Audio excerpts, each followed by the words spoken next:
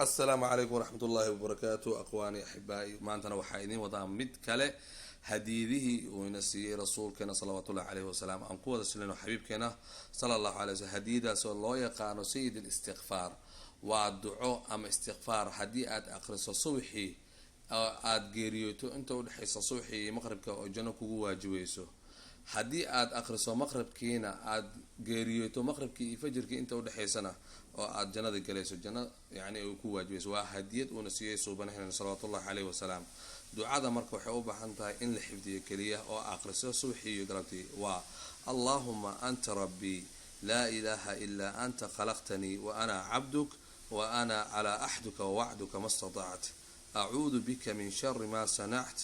أبوء لك بنعمتك علي وأبوء بذنبي فاغفر لي فإنه لا يغفر الذنوب إلا أنت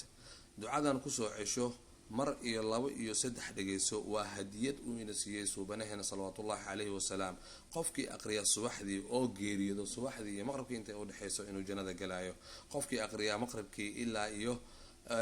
habeenkii fajrkii inta u dhaxaysana haduu geeriyoodo jannada galayso insha Allah maalinkaas waxa idin soo bandhigi doonaa idin soo gudbin doonaa hadiyad kamid ah hadiyada subhanahu sallallahu alayhi wasallam waxana si toos ugu la soo doontaan youtube ka gacal media wa salaamu alaykum wa rahmatullahi wa barakatuh wa walaalkina Maxamed Nuur